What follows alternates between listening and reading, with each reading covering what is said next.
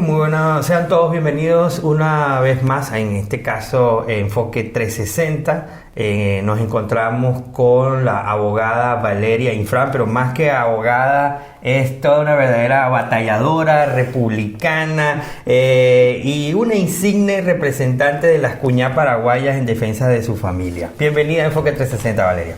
Gracias, profe Najem. Te agradezco mucho y bueno, estamos acá, te agradezco el espacio y el interés de la audiencia. Bueno, el honor es nuestro por tenerla y quiero comenzar porque yo sé que esta es una palabra que a veces se trilla o intencionalmente, no, digamos que los que se encargan de desarrollar las campañas de desinformación hacen de que el término o el vocablo incurra en una polisemia. ¿Qué es el globalismo? Bueno, el globalismo es un término totalmente diferente a lo que conocemos a la llamada globalización, ¿verdad? El globalismo es un movimiento político a nivel global que trae una nueva concepción del mundo, totalmente diferente a la que nosotros conocemos hoy día. Y deriva en el objetivo de la instalación de un nuevo orden mundial, caracterizado por la ausencia del Estado-nación como lo conocemos, caracterizado consecuentemente por la falta de soberanía, por la desaparición de las soberanías nacionales de los estados, y donde se avanza para implementar un sistema jurídico único a nivel occidental al menos, ¿verdad? Y por eso es que nosotros estamos viendo el avance de una homogeneización de nuestros sistemas jurídicos. Quieren en todas partes lo mismo. Y eso logran por medio de la famosa Agenda 2030, que no es una agenda nueva, sino que es la última versión de otros intentos. Y como antecedente más cercano tenemos la famosa Agenda 21, que aparece en los años 2000. La famosa Agenda del Milenio. Claro, exactamente. Y en el año 2015 aparece la Agenda 2030 con sus 17 Objetivos de Desarrollo Sostenible. Ese es el instrumento, la herramienta que supuestamente es una agenda voluntaria, de adhesión voluntaria por parte de los estados, pero que se está imponiendo a fuerza de presión de los organismos internacionales en prácticamente todas partes. Cuando usted habla de fuerza de presión, ¿cuáles son esos típicos mecanismos con los que organismos internacionales como la ONU obligan a los estados a aplicarla? Yo creo que esto se está imponiendo sobre todo por el tema de las deudas que hemos contraído con motivo de la pandemia. En general, nuestros estados han duplicado y triplicado sus deudas con los organismos internacionales luego de la pandemia de los últimos 2 años. Y me imagino que por esa vía están presionando para que se implemente la Agenda 2030 y sus 17 objetivos en todos los países. Muchas veces nuestros críticos dicen que son unas buenas intenciones, que cómo nos vamos a oponer al fin de la pobreza, el cuidado del medio ambiente. ¿Hay una trampa detrás de esos enunciados tan bonitos? ¿O es que nosotros somos maquiavélicos? No, que nosotros somos paranoicos, para nada. No, acá no hay ni una teoría de conspiración, ni mucho menos, sino que lo que estamos viendo una vez más es la gran manipulación del lenguaje que hacen para vendernos lindas intenciones que por detrás lo único que traen en la realidad es más miseria, más exclusión, menos desarrollo. Yo a los objetivos de desarrollo sostenible que ellos dicen, yo los llamo, son realmente estos objetivos de desarrollo sostenible que ellos llaman, yo los llamaría objetivos de decrecimiento sostenido. Objetivos de decrecimiento sostenido. Y justamente el otro día estaba viendo en Fox News, fue en CNN, que un propio ex secretario de Defensa señalaba que estos objetivos del desarrollo lo que quieren es empobrecer las economías. Es lo que te estoy ¿Y por qué diciendo. nos quieren empobrecer?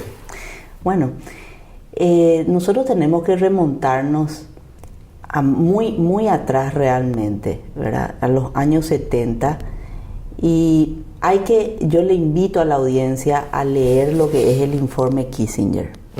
Un informe que en 1974 presenta Henry Kissinger, que en ese momento creo que era secretario de Estado de Richard Nixon. Del gobierno, 1974, hay que ver quién estaba en el gobierno en ese momento en los Estados Unidos.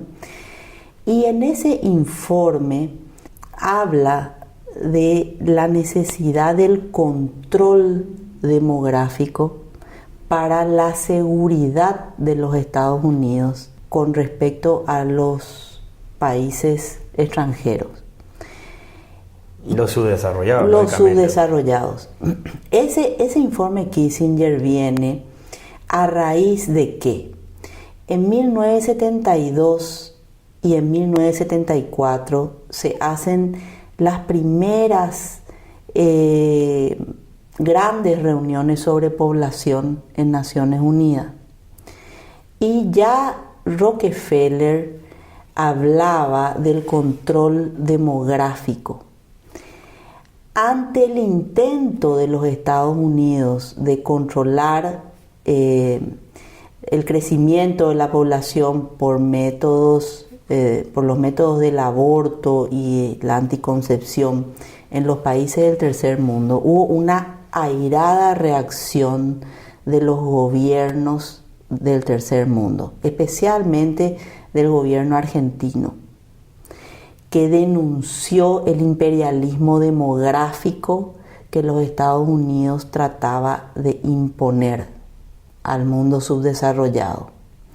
Como se dieron cuenta que ellos no iban a poder lograr ese control demográfico necesario para que ellos puedan disponer de los recursos naturales del tercer mundo, sale el informe Kissinger, que fue clasificado, un informe clasificado hasta 1989, en donde él entonces dice que el control demográfico se va a realizar por medio de los mismos nacionales de nuestros países.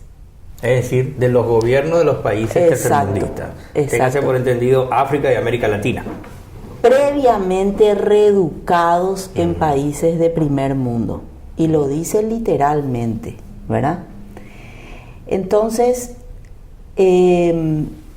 lo que tenemos acá es que además en ese informe se establece que los medios de control de la población, como el aborto y otros, van a ser presentados como derechos para las poblaciones. Entonces ahí es que viene toda esa manipulación del lenguaje. Esa construcción de esa narrativa. La narrativa donde te dice los derechos sexuales reproductivos de las mujeres. O como absurdamente hablan de los derechos de salud reproductiva y es aborto. Y exactamente, por medio de eufemismos, ¿verdad? Entonces ellos van manipulando a nuestros ciudadanos. Bueno, de ¿verdad? hecho hay ONGs, líderes de ONGs que hablan de que el aborto es un derecho humano. Usted como abogada, ¿eso no es una contradicción jurídica y conceptual? Pero totalmente, y tanto es lo que esto se ha repetido que la gente ya compra, y sin dejar de mencionar, por supuesto, la ingente cantidad de dinero invertido para promover todos estos sistemas de control demográfico. Ahora, esto me lleva a lo que habíamos... ¿cómo se lleva a cabo esta agenda o este globalismo? ¿Cómo se operacionaliza aguas adentro en nuestros países, sobre todo América Latina y el Paraguay? Bueno, eso lleva por lo que yo pude ver, ¿verdad? Llevó décadas y décadas para llegar donde nosotros estamos hoy día. Y cuando en 1989 cae el muro de Berlín y por supuesto se instaura la democracia, porque los gobiernos dictatoriales ya no eran necesarios, porque el comunismo, entre comillas, había terminado. Fin de la Guerra Fría. Fin de la Guerra Fría, ¿verdad? Acompañan a la era democrática un gran auge del surgimiento de las ONGs, como acabas de mencionar, ¿verdad? Y empiezan a proliferar en todo el mundo una cantidad enorme de organismos no gubernamentales que lo que hicieron durante décadas y muy solapadamente, subrepticiamente, es crear una masa de personas ideologizadas que estén contestes y conforme a estas agendas. Por medio de las ONGs fueron los brazos largos de los organismos internacionales. En un primer momento muy subrepticiamente, hoy día sí ya vemos cómo operan y cómo reciben fondos abiertamente. Pero al comienzo, ¿qué es una ONG? Es un grupo de personas altruistas que están trabajando por una causa noble. Así se nos ha vendido, claro, ¿verdad? Y ahí es que nos entra todo este tema de la normalización de estos nuevos conceptos, como este feminismo que conocemos, o la legalización del aborto. Un feminismo que va en contra de la propia mujer y la definición de mujer. Totalmente, totalmente. Entonces, el feminismo, la legalización del aborto, la legalización de las uniones homosexuales, el indigenismo. Un indigenismo malinterpretado. Totalmente, porque vacían de dignidad a esa persona indígena. O sea, nosotros vemos el grado de manipulación de estas ONGs ligadas también muchas veces a políticos inescrupulosos, ¿verdad? Que lo que hacen es utilizar a los indígenas. Ellos no están buscando una vida más digna para los indígenas. Ellos los están utilizando políticamente para sus oscuros objetivos. Vamos a una pausa en Enfoque 360 y a la vuelta vamos a continuar conversando con la abogada y la líder republicana paraguaya Valeria Infran. Bueno, bienvenidos nuevamente a Enfoque 360. Continuamos nuestra conversación con Valeria Infran y justamente quiero que usted nos diga, usted decía que a comienzos de la década de los 70, cuando desde Estados Unidos se nos quería imponer, digamos, unos límites demográficos para responder a las necesidades estratégicas y de recursos de los Estados Unidos, América Latina se opuso, usted lo señaló. ¿Cuándo se encuentra entonces América Latina y Estados Unidos en esta agenda? Interesante tu pregunta, pero antes de eso voy a seguir hablando un poquitito del informe Kissinger, porque vale la pena precisar la terminología exacta de ese informe. Entonces, el informe Kissinger tenía el siguiente título: Implicancias del crecimiento poblacional mundial para la seguridad de los Estados Unidos e intereses de ultramar. O sea, como en unas colonias. Bueno, ahí está.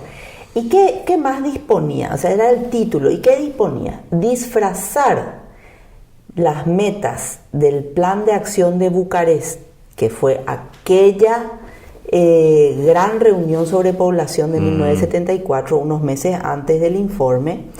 Dice, disfrazar las metas del Plan de Acción de Bucarest, es decir, control demográfico, bajo la capa de los derechos humanos. Eso que yo lo que te mencioné, que se nos ha vendido todo el tema del aborto y hoy día ya la homosexualización de nuestras sociedades por medio de la apariencia de derechos humanos. ¿Te das cuenta cómo van manipulando el lenguaje? ¿Y qué más decía este informe? Que era necesario cambiar los preceptos religiosos y culturales de los pueblos que hacen inviables las políticas de control de población de la natalidad. Entonces ahí se cae la Iglesia Católica, que históricamente se había opuesto al aborto o que históricamente se había opuesto a los matrimonios igualitarios. Claro, totalmente. Ahí va todo ese ataque permanente a la Iglesia Católica, que yo no voy a decir una cosa por otra, es una institución muy discutible a lo largo de la historia en muchos aspectos. Como toda gran institución tiene sus luces y sus sombras, pero los principios y los valores cristianos, eso es lo que se socava y lo que se ataca sistemáticamente. Y eso es lo que nos hace occidentales. Y eso es lo que nos hace occidentales. Lo que nos define como civilización. No lo está diciendo usted, lo dice Braudel, que es uno de los académicos más reconocidos en estos temas. Totalmente. ¿Va a agregar algo más sobre ese informe Kissinger? Sí. Y repito entonces lo que ya había mencionado. El informe establecía que los encargados de implementar esas políticas debían ser los mismos naturales de los países previamente reeducados en los países del norte. ¿Y qué más decía el informe en cuanto a los derechos a la educación y a la igualdad de oportunidades? Sostenía que la educación será considerada como un instrumento para llegar a índices de natalidad más bajos y no como un derecho cultural de la población. Wow. Entonces no es casual, por ejemplo, que un Rafael Correa que estudió en una universidad prestigiosa de Estados Unidos llegue a presidente. No es casual que, por ejemplo, un Leopoldo López que estudió en Harvard fuera líder venezolano. Es decir, que todo esto fue parte de una receta magistralmente diseñada. Así es. Ahora, volviendo a nuestro punto, ¿cuándo se encuentra América Latina y Estados Unidos? Bueno, si es que hay un encuentro. Yo lo que cuando yo me metí en todo este tema, a ver qué es lo que había atrás de todo lo que veíamos bajo el rótulo de marxismo cultural, ¿verdad? ¿Qué es lo que estaba pasando? ¿De dónde venía todo eso? Cuando yo me empiezo a interesar, a leer, a informar, a seguir las charlas de gente entendida en estas cuestiones, empiezo a mirar y me doy cuenta que toda la agenda del marxismo cultural que se desarrolló durante décadas en América Latina, específicamente desde los años 90, 1992, 93 en adelante, eran las mismas agendas que ya largamente tiempo atrás se habían desarrollado, no solamente en Estados Unidos, sino que también en Europa, ¿verdad? La legalización del aborto, el lobby LGTB, todo esto ya estaba muy avanzado en países de primer mundo y llamado el mundo libre y democrático. Y yo decía, ¿cómo es posible que acá en Latinoamérica estas agendas sean impulsadas en general por aquellos partidos y movimientos, ONGs vinculadas a estos partidos que están afiliados al Foro de San Paulo, que es una gran organización transnacional revolucionaria y que ha acogido en su seno desde su fundación a movimientos narcoterroristas como las FARC. El ELN. Exactamente, desde sus inicios. Bueno, es que el padre de ese organismo es el propio Fidel Castro. Claro, totalmente. Acuérdense que el Foro de San Pablo es fundado por Fidel Castro y Ignacio Lula da Silva en 1990. Y en ese acto, julio de 1990, en la ciudad de San Paulo, se reúnen una cantidad de partidos y movimientos de izquierda que abarcan todo el espectro, desde el llamado socialismo o la socialdemocracia hasta Partido Comunista. Los partidos comunistas sin duda, pero además los movimientos narcoterroristas hicieron parte de su fundación. Entonces a mí me quedaba como era para mí algo que no me entraba en la cabeza, como estos grupos con tinte incluso hasta violentos desarrollaban las mismas agendas que se desarrollaron ya hace largo tiempo en Europa y en los Estados Unidos, que en mi entender eran países democráticos y países de primer mundo, libres. Supuestamente defensores de la democracia. Exacto, y yo te hacía la pregunta esta de cuándo se unen, porque usted ha manifestado en varios lugares, ha hecho referencia al llamado Pacto de Princeton. Bueno, y ahí es que entonces llega a mis manos un libro interesantísimo que lastimosamente solo se encuentra en portugués, pero igual con interés, y al que le gustan estos temas, el interés es la medida de la acción y uno fácilmente puede ir leyendo en portugués. El libro es del autor brasilero Heitor de Paola. Él mismo en los años 60 había sido parte de una organización terrorista en el Brasil, guerrillero. O sea, que él viene de adentro. Él viene de adentro, es un dato muy interesante, ¿verdad? Y en ese libro que se titula El eje del mal latinoamericano y el nuevo orden mundial. Vuelve a aparecer la palabrita nuevo orden mundial. Sí, señor.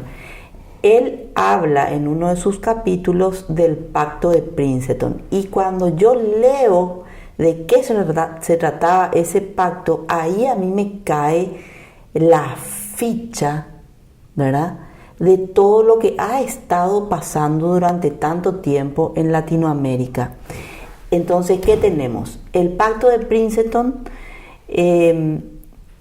se realiza en 1993 por dos grandes organizaciones, de Norteamérica una y de Sudamérica otra. De Norteamérica era el Diálogo Interamericano, representado por Fernando Enrique Cardoso, que dicho sea de paso también es miembro del Club de Roma. Para los entendidos enseguida van a comprender por qué traigo eso a colación. Okay. Y el otro bloque que se reúne en Princeton, en la Universidad de Princeton en los Estados Unidos, es el Foro de San Paulo. Ahí entonces cuando se une la izquierda latinoamericana con los demócratas, porque en esa época el presidente era Bill Clinton. La sorpresa es que ese diálogo interamericano no solamente está integrado por demócratas, también muchos republicanos. También. El diálogo interamericano no está solamente integrado por demócratas. Pero el diálogo interamericano era la agenda de Clinton para las Américas. No propiamente dicho. De lo que yo leí, el diálogo interamericano se funda en 1982 a instancias de David Rockefeller, ¿verdad? ¿Y qué es el diálogo interamericano? Para precisar, ¿verdad? Es un grupo compuesto por banqueros, ¿verdad? Un grupo de banqueros y todas sus organizaciones de fundaciones y ONGs integran, por ejemplo, el grupo Rockefeller, el grupo Bilderberg, la familia Bush, Henry Kissinger. O sea que ahí están conservadores y demócratas. Sí. The English Royal Institute, la Reserva Federal Norteamericana, la Universidad de Yale, entre otros. Una élite. La élite global integró el diálogo interamericano fundado en 1982. Y ellos todos juntos crean el llamado decálogo de la globalización. La cosa viene de atrás. Sí. Vamos a ver un poco cuáles son los objetivos de este decálogo. Desmontar los estados nacionales, desmoralizar las religiones tradicionales, limitar el desarrollo de los países con la propaganda chantaje ambientalista, la cultura de la paz, el desarme, los derechos humanos. ¿Te suena? Claro. La reducción de la población, la agenda de género, la promoción del lobby LGTB, especialmente niños. Atiendan lo que es esto. Y la liberación de las drogas para la pacificación química de las mentes inquietas. ¿Cuántas generaciones hemos perdido con las drogas? Y se va a seguir perdiendo. Se va a seguir perdiendo. Bueno, entonces, este era el decálogo o algunos de los puntos más importantes de este llamado decálogo de la globalización, ¿verdad? Entonces, estos dos grupos pactan a instancias de Warren Christopher, secretario de Estado de Clinton. Exacto. Pactan el desarrollo de ciertas políticas y estrategias para Latinoamérica. ¿Qué es lo que nos quiere decir esto? Que desde 1993 en adelante, un bloque de influencia política y económica brutal en los Estados Unidos, el diálogo interamericano, y un bloque tremendamente criminal. La ultraizquierda de Fidel. La ultraizquierda de Fidel de Latinoamérica, en connivencia, han hecho avanzar estas agendas para todo nuestro continente. Lo que usted está diciendo, entonces, para ponerlo en blanco y negro, es a partir de este pacto de Princeton que se comienza a hacer el blanqueamiento de estos líderes izquierdistas delincuentes como Lula, Dilma, el viejito Mujica, inclusive Chávez en Venezuela, el cocalero Evo en Bolivia, porque no es casual que estos amigos, todos que usaban la violencia, que tienen vínculos con el narcotráfico, después terminan siendo presidentes de la República. Pero por supuesto, es más, era uno de sus puntos centrales. O sea, uno de los objetivos más importantes del Pacto de Princeton fue el blanqueamiento de la izquierda radical, revolucionaria y marxista de Latinoamérica. Hasta la Bachelet también entra. Claro, y entonces así es que nosotros hemos visto, en cumplimiento de este objetivo, llegar a los gobiernos de nuestros estados, a un Pepe Mujica en Uruguay, a una Dilma Rousseff en Brasil, a un García Linera como vicepresidente y gran cerebro detrás de Evo Morales, a una Michelle Bachelet, y finalmente, y el más reciente, es la llegada de Petro a Colombia. Sí, señor. Bueno, entonces, todo esto, Valeria, para cerrar, una última pregunta. Sí. ¿Hay una luz al final del túnel o es como dice mi hermano, es una locomotora que viene hacia nosotros? Y bueno, yo creo que la esperanza es lo último que se pierde. Soy una convencida de que hasta el último día de nuestras vidas tenemos que pelear por la libertad, por la verdad, por nuestros principios y por nuestros valores, que finalmente aferrándonos a eso, es la única forma que podemos defender a nuestras familias y a nuestras naciones. Y no hay que dejar de hacerlo un solo día. Y para eso hay que informarse, hay que prepararse y dar la batalla con conocimiento de causa. Bueno, muchísimas gracias. Estas fueron las palabras de nuestra invitada estrella a Enfoque 360, la abogada Valeria Ifrán. Nos vemos en la próxima edición.